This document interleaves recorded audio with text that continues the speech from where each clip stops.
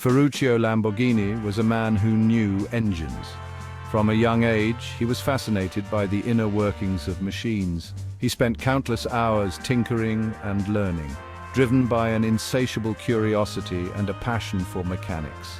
Born in 1916, he grew up surrounded by the rumble of farm machinery. The clatter of gears and the hum of engines were the soundtrack of his childhood. His family owned a vineyard and he often helped maintain the equipment, which sparked his lifelong love for engineering. He loved the smell of grease and the feel of a wrench in his hand. The satisfaction of fixing something with his own hands was unparalleled. It was this hands-on experience that laid the foundation for his future endeavors. After World War II, Italy needed rebuilding. The country was in ruins and there was a dire need for agricultural machinery to boost food production. Lamborghini saw an opportunity. He started making tractors using surplus military parts to create affordable and efficient machines for farmers. His company, Lamborghini Trattori, became a huge success.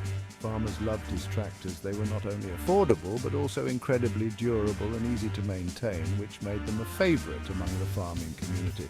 They were powerful, reliable, and easy to fix. Lamborghini's attention to detail and commitment to quality ensured that his tractors could withstand the rigors of daily use in the fields. Lamborghini became a wealthy man.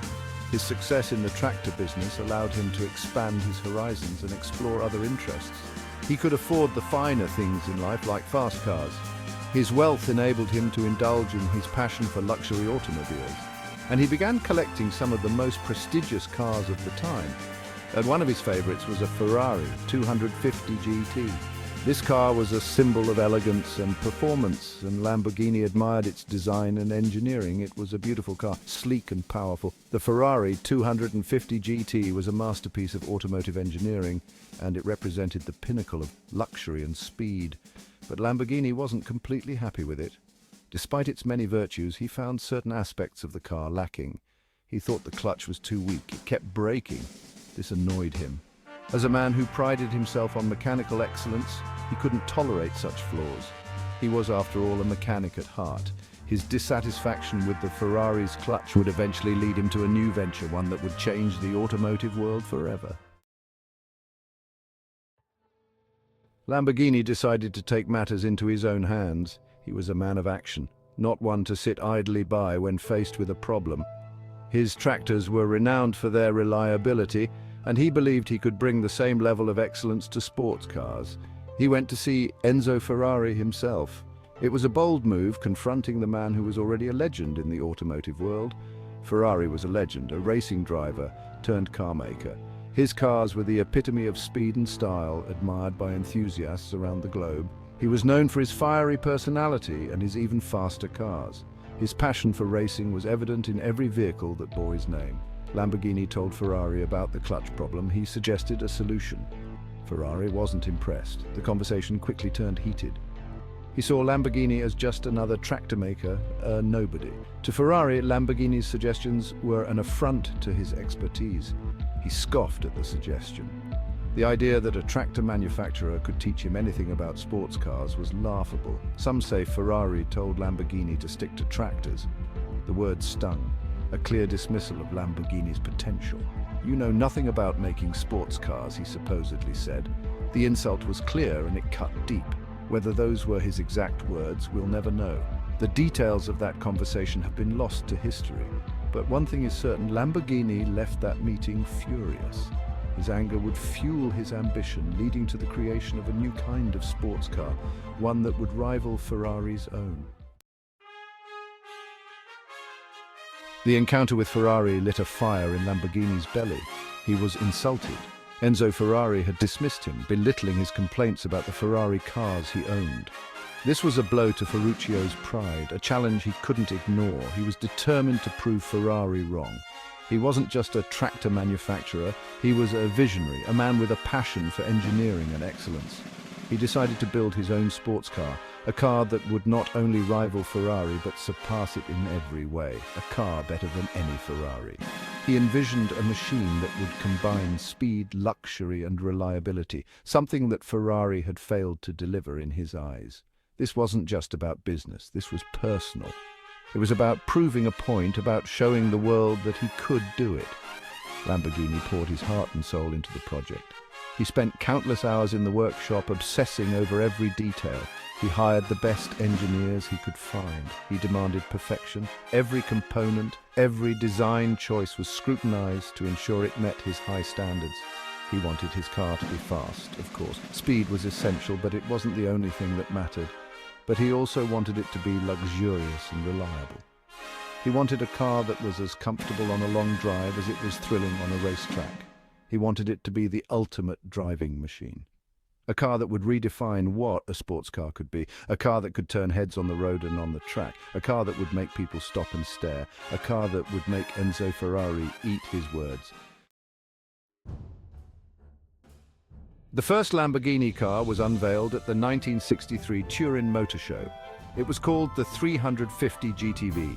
It was a sensation. The car was stunningly beautiful. It had a powerful V12 engine designed by Giotto Bizzarini, who had previously worked on Ferrari's legendary V12s. The 350 GTV was everything Lamborghini had promised.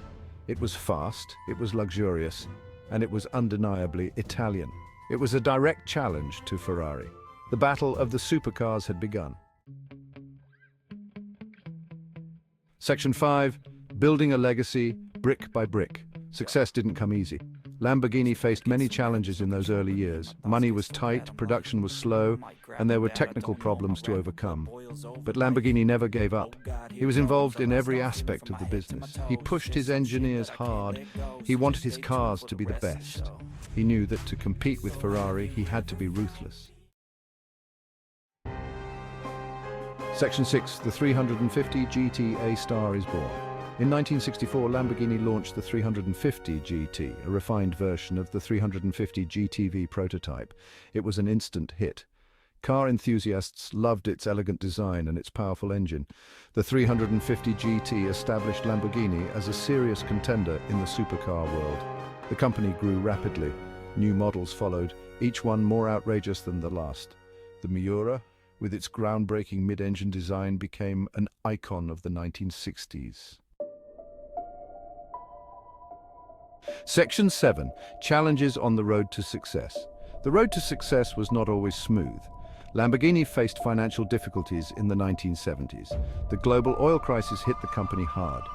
Demand for gas-guzzling supercars plummeted. Lamborghini was forced to sell his company in 1972. He retired to his estate and focused on his other passions, like winemaking. The company changed hands several times over the next 2 decades. Section 8. A legacy of power and beauty. Despite the ups and downs, Lamborghini never lost its mystique. The cars continued to evolve, becoming even faster and more exotic.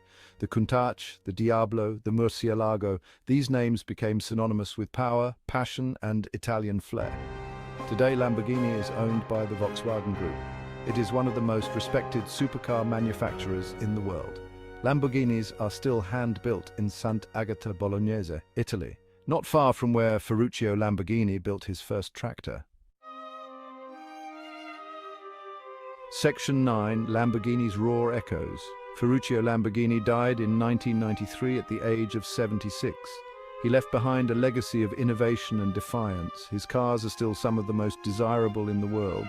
They are a testament to his vision, his passion, and his determination to prove Enzo Ferrari wrong.